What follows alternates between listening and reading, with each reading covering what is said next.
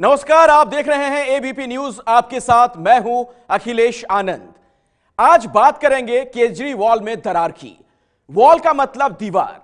आम आदमी पार्टी के मुखिया केजरीवाल ने भी एक मजबूत दीवार खड़ी की थी।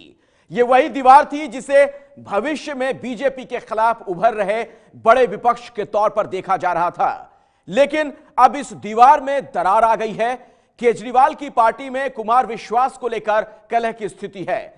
पार्टी दो धड़ों में बंट गया है। एक केजरीवाल के साथ है, एक कुमार के साथ खड़ी है। गोलबंदी चरम पर है। दोनों धड़ों की बैठकों का लगातार दौर चल रहा है। तो सवाल यह कि मोदी लहर से टकराने वाली केजरीवाल की दीवार क्या टूटने की कगार पर है? देखिए, कुछ लोग आम आदमी पार्टी को तोड़ना चाहते हैं और हड़पना चाहते हैं। मैं ये कहना चाहता हूँ कि गिद्धों के मनाने से गाय नहीं मरा करती है। क्या आम आदमी पार्टी टूटने वाली है? आप या तो कन्वीनर बनाओ, नहीं तो बीजेपी जो है, बीजेपी में चलो, बीजेपी 30 करोड़ रुपया एक एक विधायक को देगी। अमान भाई के पास जरूर कोई गया होगा, इसीलिए उनको पता है कि 30 करोड़ की कीमत उनकी लग चुकी है। क्या आपके विधायक दो गुटों में बंट गए हैं? एक मंत्री के यहाँ 4 विधायकों की मीटिंग भी हुई तो बड़ा गलत है। एक राजनीति की तो ये कहीं भी किसी भी पार्टी में हो, कोई भी मंत्री किया तो 10 विधायक जाते हैं। कुमार विश्वास को लेकर आप में कलह है और वो सारा का सारा बीजेपी के इशारे पर हुआ, आरएसएस के इशारे पर हुआ।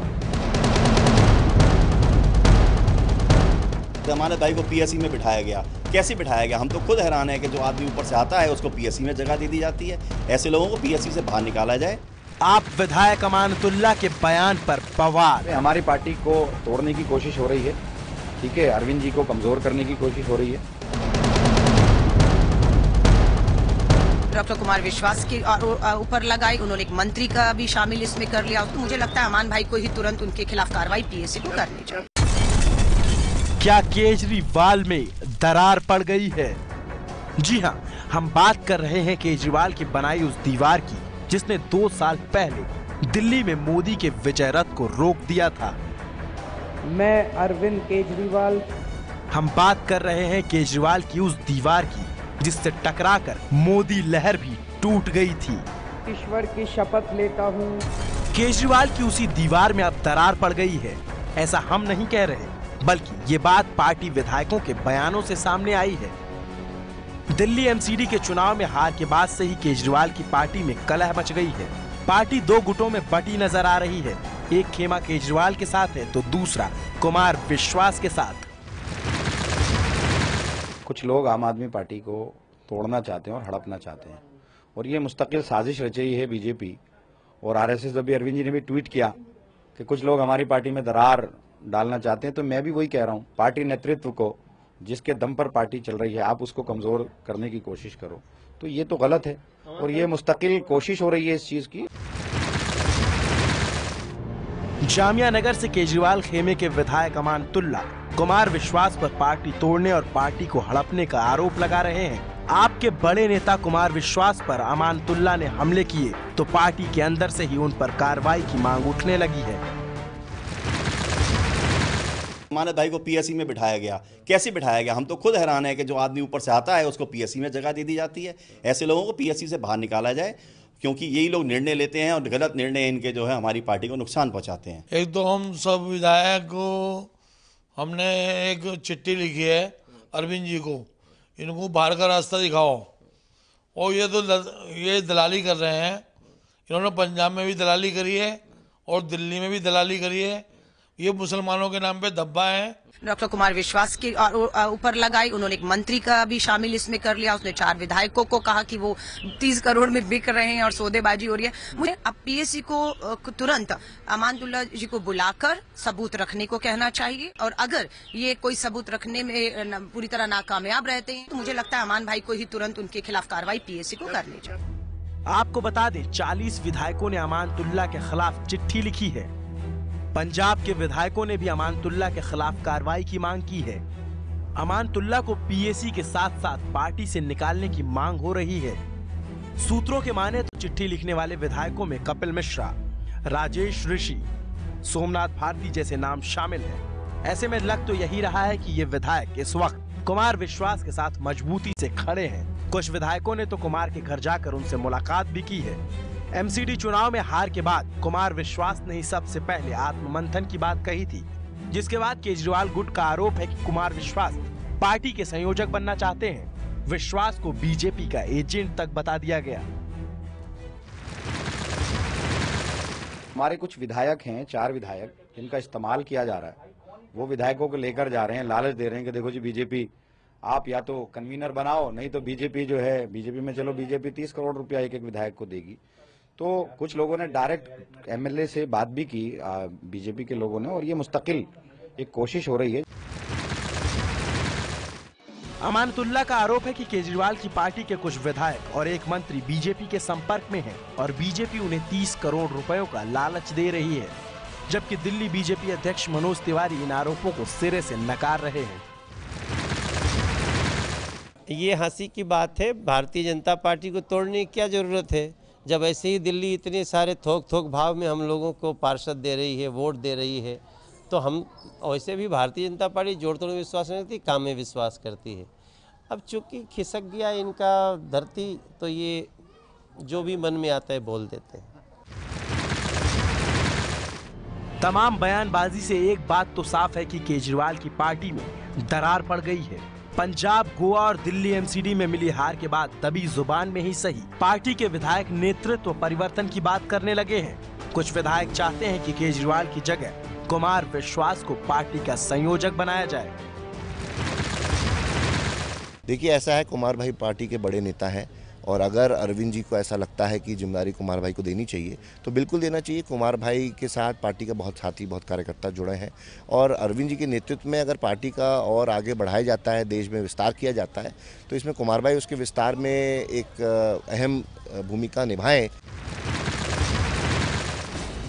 जाहिर सी बात है कि ये बात पार्टी के संयोजक और दिल्ली के सीएम अरविंद केजरीवाल को हजम होने वाली नहीं है। विवाद बढ़ा तो कल ट्वीट करके केजरीवाल ने कुमार को छोटा भाई बताया। कुमार विश्वास ने भी उस ट्वीट को रीट्वीट करके पार्टी के हालात सामान्य बताने की पूरी कोशिश की, लेकिन अगले घंटे में ही अमानतुल्ला के बयान से साफ हो गया कि पार्टी में सब कुछ ठीक नहीं है। क्या वजह थी कि आप दोनों जगह, पंजाब में चुनाव हुआ, पंजाब में आप नहीं गए, पंजाब में आपने कैंपेन नहीं किया, जबकि कैंपेनर की जो लिस्ट थी उसमें आप थे।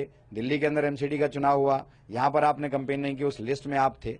तो आप अगर पार्टी को बनाने वाले आप लोग हैं, पार्टी में शामिल हैं, अगर आप ही कमजोर करोगे तो फिर मजबूत कौन करेगा? फिलहाल कुमार और केजरीवाल दोनों के खेमों में जमकर बयानबाजी हो रही है। गोलबंदी के लिए दोनों ही तरफ बैठकों का दौर जारी है।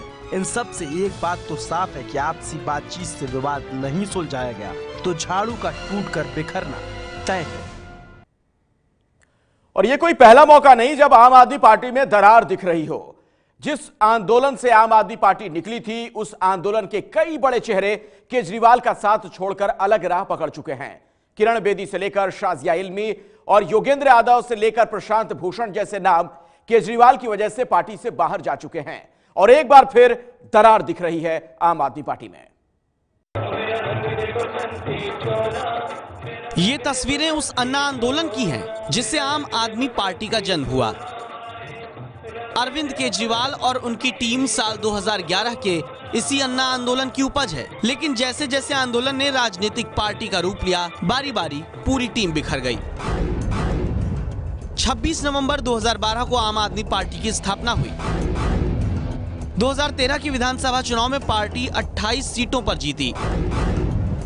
2014 की लोकसभा चुनाव में दिल्ली में कोई सीट नहीं मिली। फरवरी 2014 में अरविंद केजरीवाल ने दिल्ली के मुख्यमंत्री पद से इस्तीफा दिया और यहीं से पार्टी में उनके खिलाफ गोलबंदी शुरू हो गई। सबसे पहले जनवरी 2015 में किरण बेदी ने अरविंद केजरीवाल का साथ छोड़ बीजेपी का दामन थाम लिया।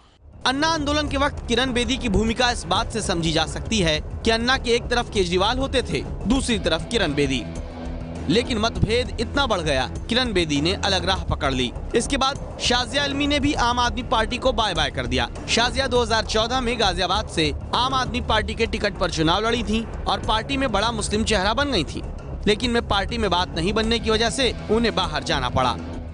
आम आदमी पार्टी के शुभचिंतकों को बड़ा झटका तब लगा जब पार्टी ने प्रशांत भूषण और योगेंद्र यादव जैसे संस्थापक सदस्यों को ही एक झटके में पार्टी से निकाल दिया। 2015 का विधानसभा चुनाव जीतने के बाद जब केजरीवाल सीएम बन गए, तब आरोप लगा कि प्रशांत भूषण और योगेंद्र यादव ने चुनाव में पार्टी के खिलाफ काम किया है। दिल्ली के कापासेड़ा में पार्टी की बैठक हुई, हंगामा हुआ, आरोप प्रत्यारोप लगे और योगेंद्र, प्रशांत समेत 4 बड़े नेताओं को 21 अप्रैल 2015 को पार्टी से निकाल दिया गया। इसके बाद पंकज पुष्कर, देवेंद्र सहरावत जैसे विधायक बागी हुए। बवाना के विधायक वेद प्रकाश बीजेपी में चले गए। पूर्व स्पीकर मनिंदर सिंह धीर भी बीजेपी में शामिल हुए। महाराष्ट्र से लेकर पंजाब तक आम आदमी पार्टी से जुड़े कई विधायकों ने केजरीवाल से किनारा कर लिया। इस बीच आम आदमी पार्टी से जुड़े हुए कई विधायक और मंत्री अलग अलग तरह के आरोपों में घिरे, यहां तक कि जेल भी जाना पड़ा। लेकिन इस सब के बावजूद आम आदमी पार्टी और केजरीवाल ऐसे विवादित मंत्रियों के बचाव में भी खड़े रहे।